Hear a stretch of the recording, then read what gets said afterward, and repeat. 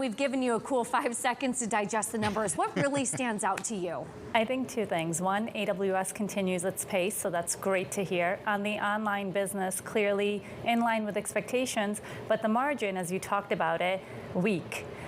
You could say that that's surprising, but it's really not. I mean, from everything that we've been seeing all year, the supply chain crunch is only getting worse. It's not getting better. So they are getting hit from higher costs across the board. And that's what we're seeing in the guidance now. Got to say, when I order things from Amazon, there are delays. Like, there are things that don't come like they used to. And we certainly see problems personally, anecdotally. What's interesting, though, then, Poonam, do we just say, we look at Amazon, even though it's down about 10% here in the after hours, do we say, okay, I get it. It's a supply chain problem.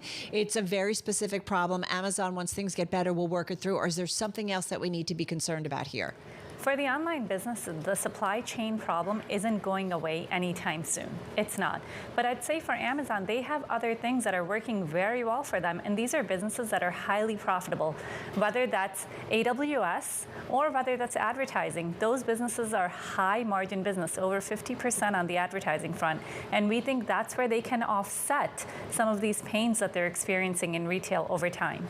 They talk a lot in this press release, I think for the first time that I've seen with this type of breadth about their employee base and what they're doing, I guess, to, quote, invest in their employees in our workplace. We know, Poonam, that labor issues have been a big issue for Amazon now for the last couple of years. I'm wondering if you worry at all that it could actually have a financial drag on the company rather than just whatever public relations drag it might be having.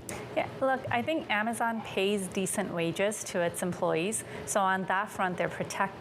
In terms of unionization and what we've seen come across at one of the warehouses, will that expand? Will that not expand? It's yet to be seen. Would the employees love to have a union? Yes. But does it hurt Amazon in terms of higher costs over time? Sure, absolutely. But Poonam, to that point, they do have high turnover at these fulfillment centers, and there have been concerns in the past of them just essentially running out of employees. And I'm wondering if they're going to have to raise wages to the extent in order to attract and retain talent and keep increasing benefits in order to keep employees there.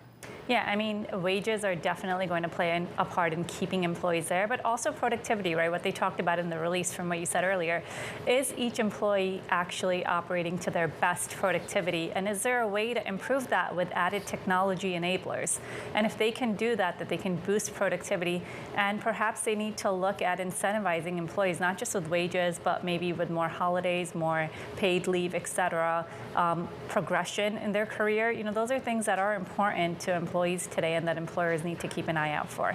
And this is turning into a real wipeout after hours. You can see Amazon shares down almost 8% at this point. Poonam, with that sort of setup, I mean, what would you want to hear from company executives? What could turn around this stock after hours? I think they have to focus on their higher margin businesses. The stock is down largely because of the profit guidance. I mean, losing money, once again, even after having AWS contribute about 75 to 80% of their profits is a big deal. So where can they offset these rising costs? Is there potential to offset them? How soon can we offset them? Those are the things that we'd want to hear. All right, we are talking with Poonam Goyal, of course, of Bloomberg Intelligence, breaking down those Amazon earnings. Do want to mention Robinhood, because they also came out with their results. First quarter net revenue, that's a miss, $299 million versus an estimate way above that of $352.9 million. Monthly active users, that's also a miss. They do say they are on track with their 2022 roadmap, which begs the question, what exactly is that, considering this week they've already talked about cutting, 9% of their workforce, and they no longer intend to provide revenue guidance. And the stock, if we take a look, it is definitely selling off here in the after hours, down about 6% here.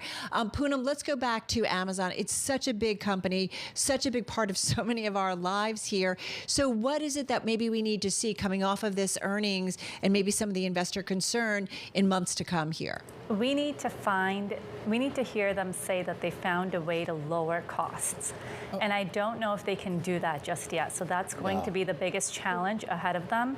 They've invested a lot of money in logistics and transportation, but when will that actually pay off? You talk about lowering costs. I mean, they just closed this deal for MGM. I mean, there are a lot of people that kind of scratch their head as to why they even have a streaming service to begin with. Is there a payoff that they get out of that streaming service, a tangible one, that you can see that justifies some of the costs that they spend on it? I think over over time, yes. I mean, these businesses, once again, if you're comparing Amazon's traditional retail business to any of the new businesses that they're investing in, whether AWS, whether streaming, or whether cloud, these are much higher profit businesses. So for them going after these higher profit businesses is going to help the operating profit line over time as they scale. There was some conversation, and correct me if I'm wrong, hints of could you separate out AWS from the traditional sort of e-commerce side? And the answer was always no, no, no. The two work together to offset some of the losses. After this, do you rethink the way you start to ask those questions again? No, I don't. I think that Amazon's best interest is to keep the businesses together, because online by itself, the profits would be slammed, essentially. It's in Amazon's best interest. Would shareholders go along with that? I mean, look, shareholders would argue a breakup of any big company, right, to monetize their assets. But I think overall, the bigger picture is still that these investments that they're making in these higher margin businesses will pay off. It's just a matter of time and scale. Yeah, I mean, we certainly know some lawmakers would like to see that, Poonam. Another headline that we're getting, Amazon guidance is assuming that Prime Day occurs in the third quarter of 2022. How important is Prime Day in this day and age when it seems like, I don't know, every day is Prime Day if you're a Prime customer? Prime Day is important. I mean, today's Way Day, right, for Wayfair. So it's just one of those days where you get the customers excited about getting deals. And third quarter is important because it's right ahead of the holiday shopping season. So they had moved it from 2Q to 3Q a few years back. And essentially what they're doing is taking the spend earlier, right? So if you're spending on holiday, typically in October, November, or really November, now you're spending it in October. And that helps. Just to be clear, you said Way Day? That's what Wayfair has? That's like their version of Prime Day? Yes, absolutely. Okay. And that's happening today.